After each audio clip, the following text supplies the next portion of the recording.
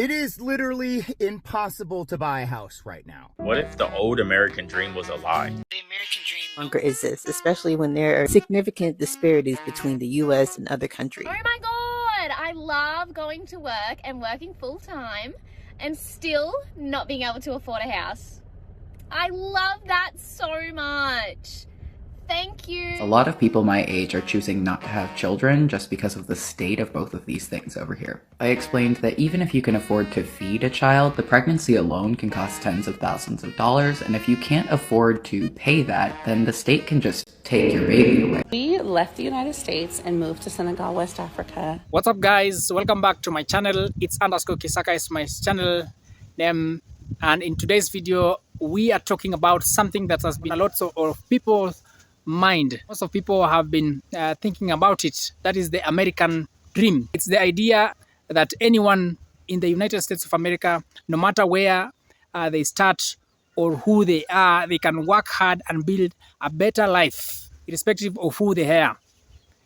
But is this dream becoming harder to reach? Kindly stick around as you find out. I've specially compiled videos of several people reacting about this before I come back and share some of the comments and I expound on what my thoughts are. We left the United States and moved to Senegal, West Africa a year and a half ago now, almost 2 years, and it's been the best decision living abroad. So the kids are on Christmas break, so we are at an Airbnb in an hour and a half outside the city, and it is beautiful. I'm about to give y'all the view. My husband is splashing like a whale in the water. Let's see.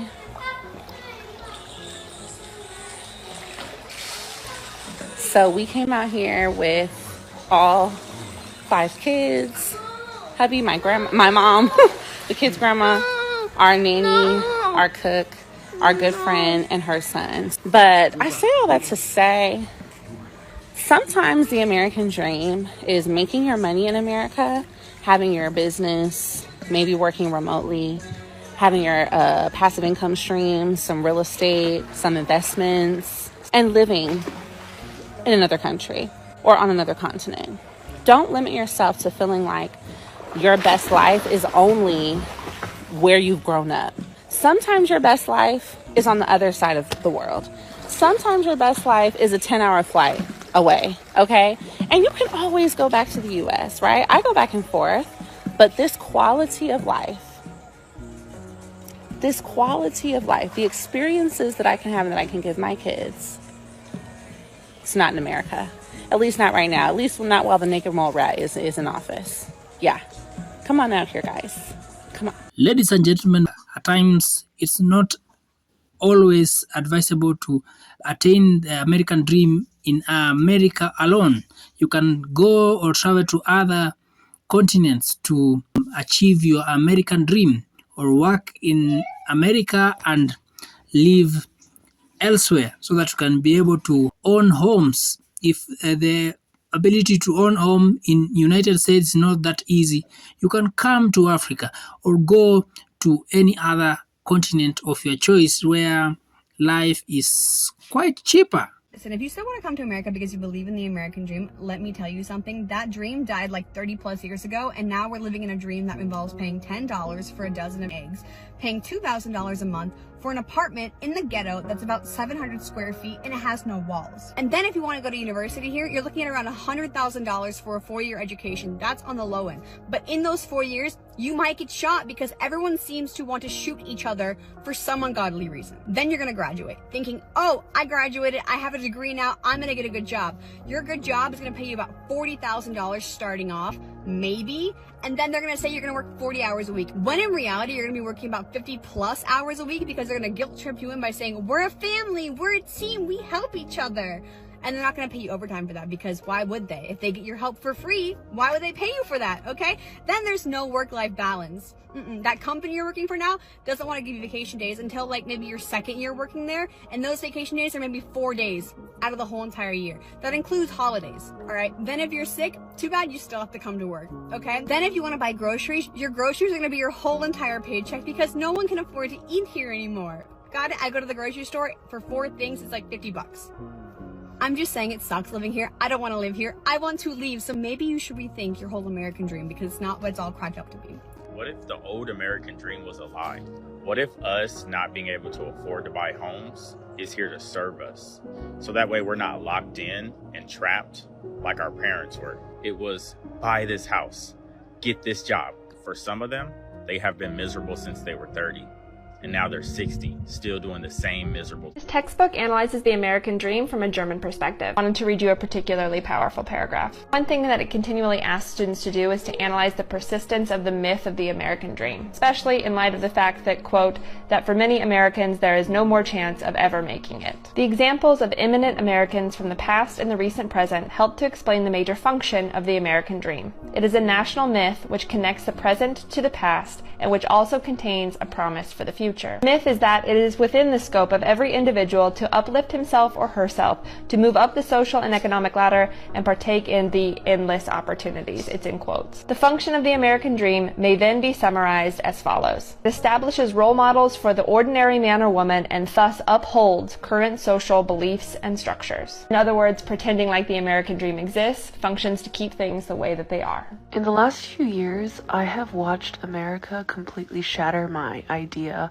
of what being American actually means. I'm the child of Chinese immigrants. My parents moved to America before coming to Canada and having me, and the idea of America entrenched in our brains was this idea of truly wealth and freedom and endless opportunity. Whatever you could dream, you could do, you could get, you could buy. But now clearly that is not the case, and so many, the vast majority of Americans are really struggling. What's the point of being the wealthiest nation in the world when the average citizen is living paycheck to paycheck and basic necessities are out of reach? Where having a family feels like a luxury. It's just such a mind. Like, as a Canadian, you always grow up kind of being in the shadow of America. It's like having a neighbor who lives in a giant mansion, like the nicest mansion in the entire town.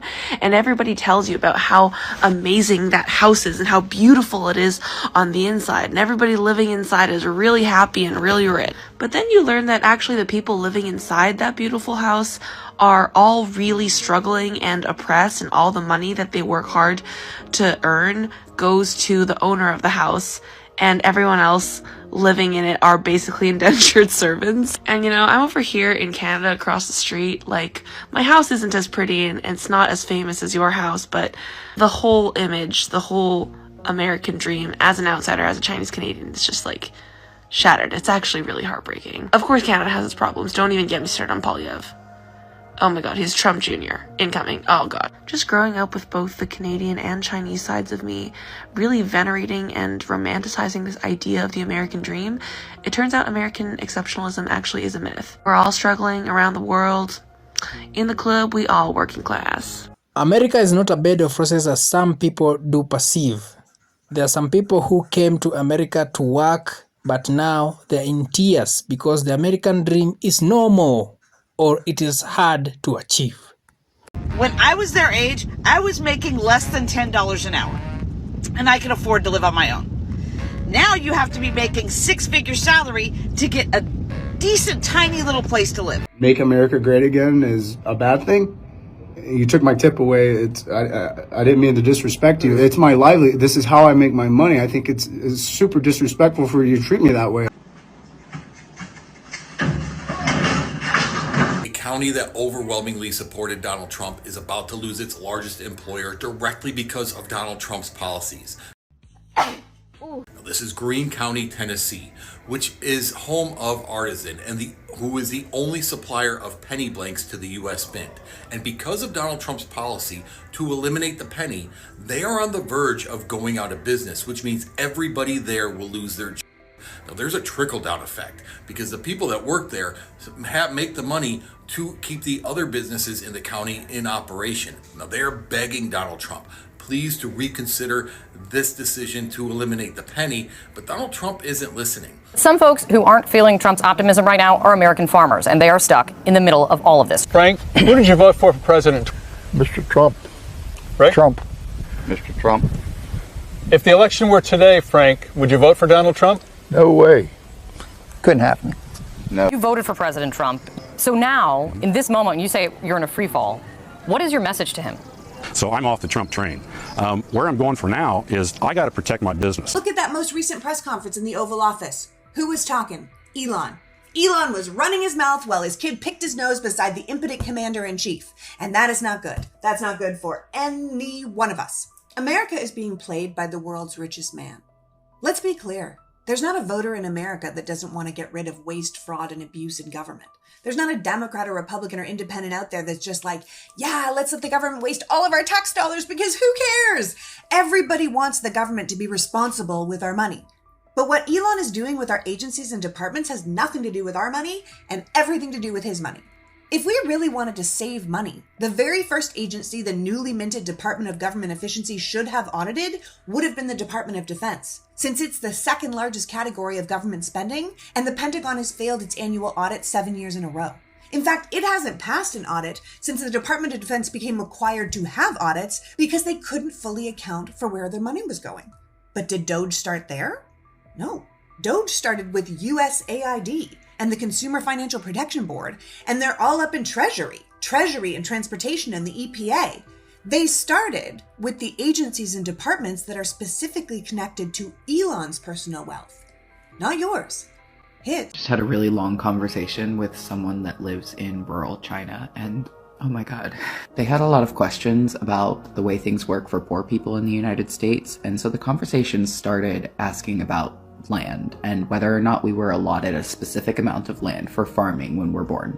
I had to explain that no, you either had to be independently wealthy to acquire land for farming, or if you were lucky, your parents were wealthy and you would inherit their land when they died. Apparently over there they just lend you land for you to grow food. Then the conversation turned over to healthcare and education, and I explained that a lot of people my age are choosing not to have children just because of the state of both of these things over here. I explained that even if you can afford to feed a child, the pregnancy alone can cost tens of thousands of dollars, and if you can't afford to pay that, then the state can just take your baby away. She asked me where the babies went when they get taken away, and I had to explain the privatized adoption industry to her. No, this isn't me coming on here saying Chinese government good, Chinese government unproblematic. That's not what I'm saying. But horrified does not even begin to cover the feeling that was expressed to me from her. Y'all, the corn over here is 5 times more expensive than over there. We grew the corn. I live less than 30 miles from the fields where 1/3 of America's vegetables and 3/4 of America's fruits are produced, and I cannot afford to eat them. Y'all. This is serious. It is alleged that guys in America fear getting married more than even contracting dangerous STDs, sexual transmitted diseases. The American dream no longer exists, especially when there are significant disparities between the U.S. and other countries. Mickey D's in the U.S. employee makes $9 an hour with no benefits. The Big Mac costs $5.81. The same Mickey D's employee in Denmark makes $22 an hour, 6 weeks vacation, 1 year paid maternity leave, 1 year. Where do you get that anywhere in the U.S.? That's unheard of. Maybe 3 months max. Life insurance, a pension plan, and the Big Mac only cost $4.82. The math ain't mathing. It ain't adding up. Feel like with this whole American dream, we've been hoodwinked. We have been bamboozled. We have been scammed into believing that it exists, and it does not. Okay? The people, all you people from other countries who want to come here, don't do it. The dream is false. Okay, there's so many better places you can go to besides here. All right, you don't want to come here. We're living in an episode of Scandal over here. Our politics are in the gutter. Okay, we had an orange for a president. I mean, come on, don't do it. I'm trying to save you some time and some effort and some heartache. Other nations are watching closely at America. Is the American dream a reality or just thin air? One thing that I did not expect to happen in January 2025 is seeing all of these Americans on TikTok after being on Red Note or Red Books or whatever it's called, coming to the realization that America isn't everything that they've been led to believe, and realizing that we, in the rest of the world, we don't necessarily perceive them how they think that we do. And they love saying things like America is the leader on the world stage and it's the best country in the world and blah, blah, blah, and whatever. And it's like so many of them think that everybody else thinks that, and they're just coming to the realization that that really isn't the case, like at all, like at all. And realizing that most other developed countries like have some form of universal healthcare or whatever it is. There's just a lot of videos on my timeline of Americans being like, what we've been told isn't entirely accurate, is it? What we've been led to believe that is happening in other countries isn't entirely accurate, is it? And it's like, it's not funny, yeah, it's not funny, but it was also a little bit funny, innit? Because what did you guys think was happening? What did you think we thought? What did you think everybody else thought about you? You really thought everyone was over here like, yeah, we love America. America's the best. Bro, it's not the 90s, bro. It's not the 90s. We know. But yeah, no, I'm not laughing at you. I'm not. But it's refreshing. It is somewhat refreshing, I'm not gonna lie. I don't know, man, like a lot of you, respectfully, have been quite deluded into believing that everyone like looks at America like, oh, we don't. And everywhere else ain't the slums. Like it's not like America's like this shining beacon and everywhere else is the slums. It's really not the case. Anyway, the circus continues. Hopefully the Great Awakening continues, and hopefully we are on the path towards, I don't know actually what we're on the path towards.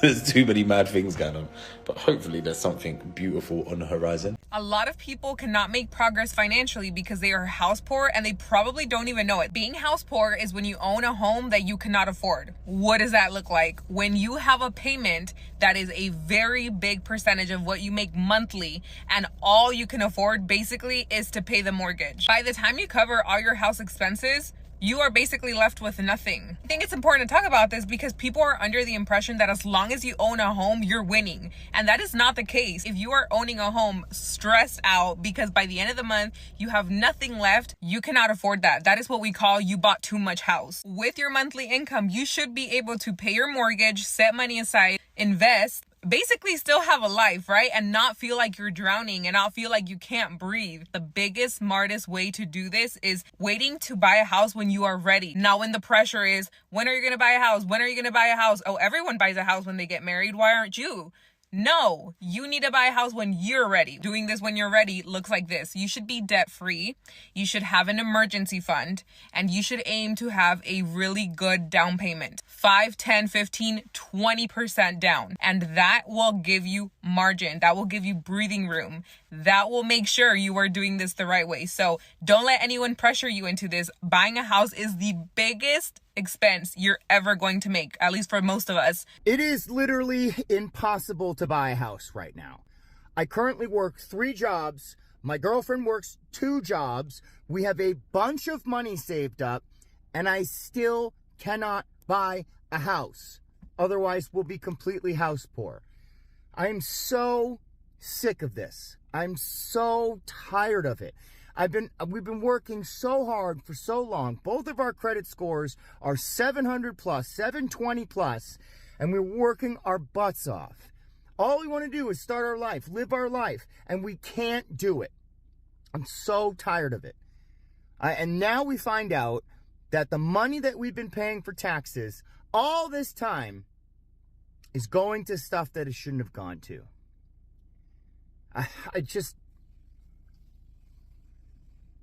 I don't know how much more I can take, man. I don't know how much more I can take. Like, when is the American dream going to be feasible again? When is it going to be okay to work hard to get good things in life?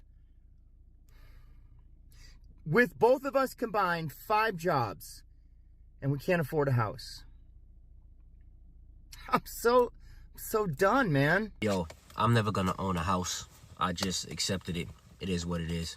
I'm not gonna have a home. I was back in New York talking to my pops.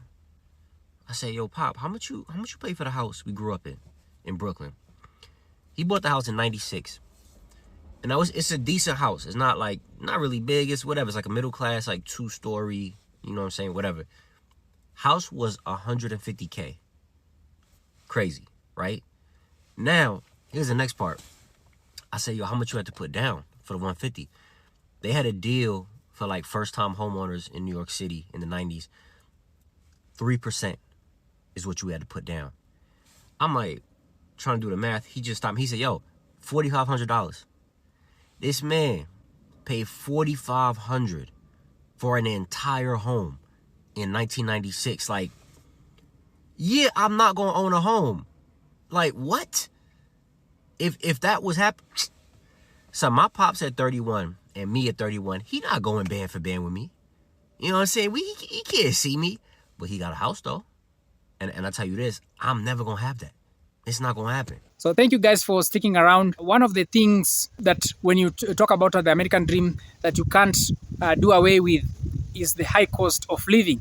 Over the years, things like rent, groceries, and healthcare have gotten a lot more expensive.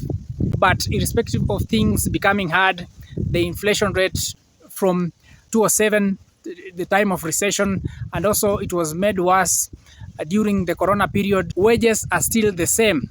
Irrespective of the inflation rate going up, the wages is not keeping up with the inflation. What people earn from their jobs haven't kept up. This makes it harder to save money. The disposable income in people's pocket is really low. People are working day and night, different jobs, like 3 to 5 jobs in order to keep up their lives. With the rent is going up and up. People are not able to save money because even people are taking a lot of credit, etc. They can't buy a home because the homes are becoming expensive and expensive. What was cheaper some years back, people can't be able to afford at this point in time with the level of inflation. It has even been made worse with some of the MAGA policies. Even some of the basic needs, some people are having it rough. It's a huge struggle for many people who are just trying to make ends meet. One other thing that when you talk about the American dream, you can't do away with is the housing crisis. Owning a home used to be a big part of the American dream, but now due to the high prices or the home prices have skyrocketed, the dream is becoming like a mirage.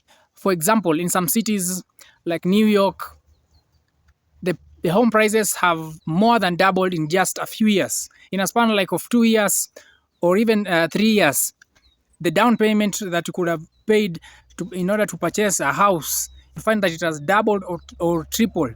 The interest rates that you will be paying for the house, you'll find that it has gone double. Generally, what you could have purchased at a lower rate at this point in time has gone high, and it is even worse, much worse in the big cities.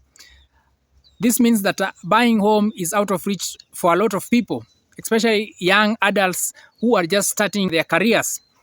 You'll find that majority of them, in some of this video, you can see one of the lady, she's complaining that her child, irrespective of having a job, it has become hard for the child to go and purchase his home. So you find that some of them are still staying in their parents' home.